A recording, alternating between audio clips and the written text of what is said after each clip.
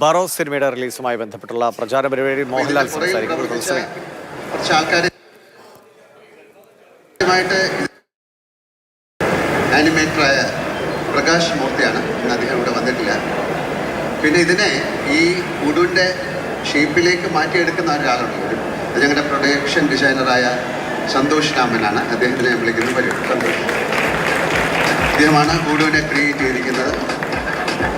ഉടുവിൻ്റെ എങ്ങനെ ഇരിക്കണം, ഉടു എന്നുള്ള കാര്യങ്ങളൊക്കെ. പിന്നെ ഇതിനെ സന്തോഷിക്കണം.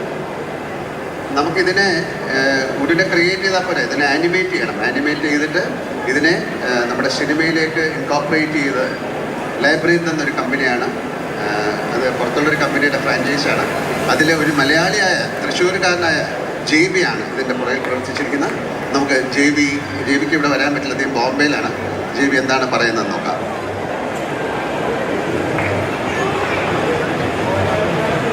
സൗണ്ട് 3D part supervise ചെയ്യാനുള്ള ഓപ്പർച്യൂണിറ്റി എനിക്ക് കിട്ടിയത് ലാൽസർ കൂടെ.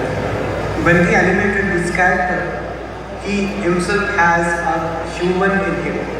That's the most important part.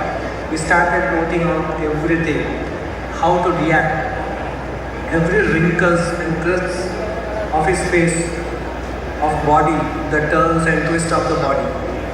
ഭൂതറിൻ്റെ ക്യാരക്ടറിനെ ലൈവ് ആക്കാൻ വേണ്ടിയിട്ട് more than 150 artists everywhere.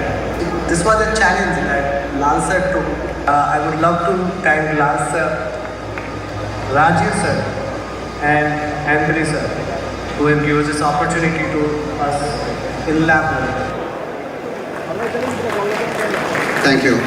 JB പറഞ്ഞത് അദ്ദേഹം വളരെയധികം കഷ്ടപ്പെട്ടിട്ടാണ് ചെയ്തത്. കാര്യം ഒരു ആക്ടറിൻ്റെ കൂടെയാണ് ഇയാളെ നിർത്തേണ്ടത്. അപ്പം ഇതിൻ്റെ എക്സ്പ്രഷൻസ് കാര്യങ്ങളൊക്കെ വളരെ കറക്റ്റായിട്ട് ചെയ്യണം.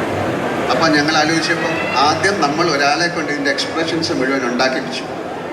കൂടു എങ്ങനെയാണ് ബിഹേവ് ചെയ്യുന്നത്, അത് ഇതിൻ്റെ ശരീരഭാഷ.